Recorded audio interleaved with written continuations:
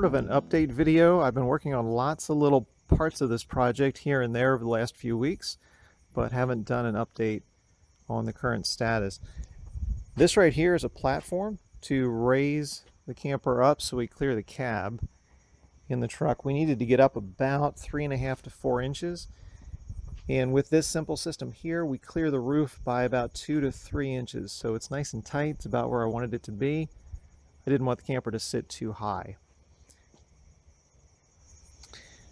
The reason we're breaking this into 2 pieces, and that's a stainless steel hinge that will attach onto there, is so that I can leave this in the bed of the truck and have it ready to go whenever we want to go camping.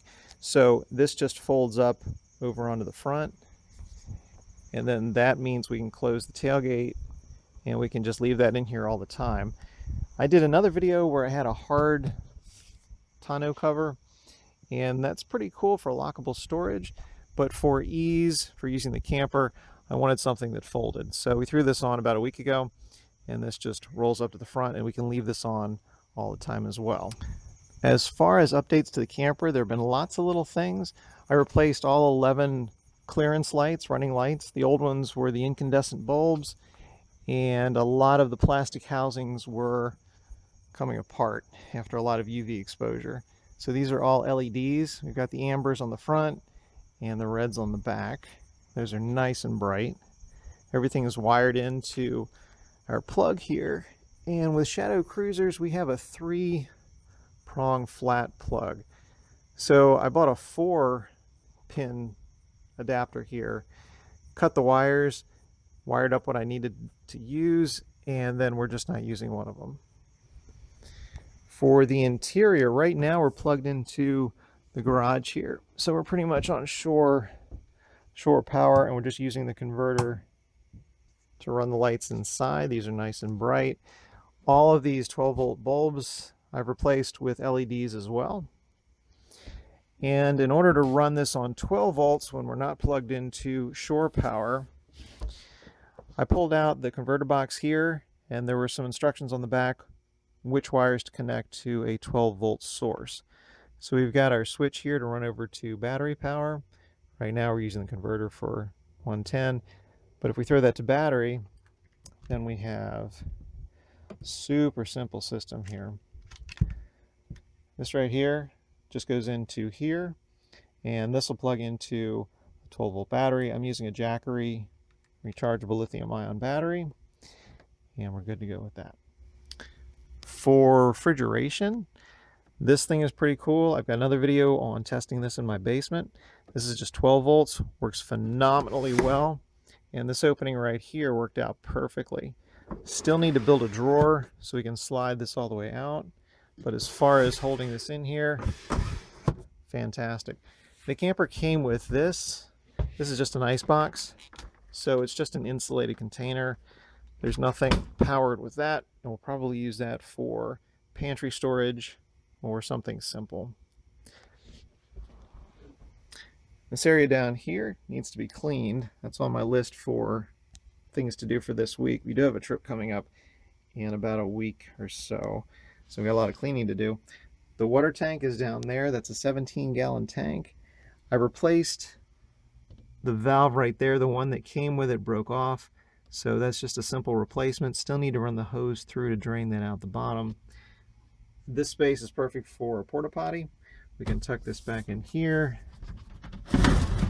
slide that out as needed, and I do want to do some sort of bungee cord to hold it in. As far as running water goes, the camper came with a manual pump, but the pump was seized, so I replaced it with this just 12-volt simple water pump.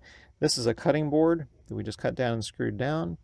For power for this, we could have tied it into a 12-volt system there, but for simplicity, I just got a little 12-volt AGM battery here. I'll probably put a 12-volt cigarette lighter somewhere attached to this as well.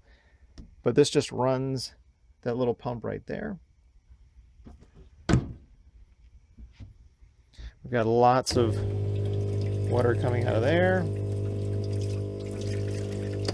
This is not heated, it's just water from the tank. And as far as collection of gray water, the Shaddow Cruisers do not have a gray tank. So what we'll do is we'll put a hose on here and run this most likely to a collapsible pump just to collect that. For our tie-down system, this is going to be pretty simple, and we've tightened this up a little bit.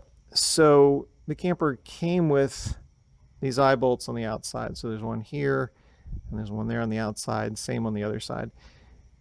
And what we're going to do is we're going to use some inside eye bolts. I put this one on here, another one on the back, same on the other side, and these have great big backing plates on the inside, real large, secure ones. So those aren't going anywhere. And what we can do with these inside ones is we can use the tie downs in the bed of the truck, keep everything inside the truck, and we don't have to worry about outside tie downs. In thinking about the tie down system, a lot of thought went into it, and this camper is extraordinarily light. Empty, this weighs 850 pounds. The owner's manual came with the camper, so we've got some pretty hard specs there. With the water tank full, with the propane tank full, with everything in there, we're about 1,000 to 1,100 pounds. It's super, super light. So using those inside eye bolts with the tie downs in the bed, I'm perfectly comfortable with. For right now, even though we've got the base that we've built under the camper, we still have these outriggers on here, or these jacks, just to give us a little more support while we work on this in the garage. So the next thing to do here is I want to get this hinge on, put this folding platform in the back of the truck, and then move on to a few other projects here. I want to replace some screens and start on some cleanup on the inside. For the propane tank, this is the original propane tank that came with the camper. We may have to replace that. It just screws in there. Need to do a couple more brackets to hold these up so it doesn't hit me in the head. And we'll just keep on going. That shows our very simple base. And we can fold this up. And that'll fit nice and neatly into the back of our 5.5 foot bed. There's our support folded up in travel mode. We can close the tailgate, keep it all nice and tucked in there. And it is heavy, so shifting that around each time to go camping would be a drag, which is why I wanted to do it this way. So let's unfold this. I don't know if I can hold the camera at the same time or not. That comes up. Sits down there. And the camper just gets dropped on top. And as this early October day starts to come to a close, the weather's been spectacular today. We're wrapping up for the time being. This is pretty much just an update video. In addition to the items mentioned earlier, replaced a screen section here, worked on some storage ideas on the inside, and right now kind of figuring out how I want to store the tabletop and a few other odds and ends. Coming along. Pretty cool little camper. Amazing how light these are. Got some more trim to do for some blinds, both those windows, and just a whole lot of cleaning. So we're getting there. Thanks very much for taking a look.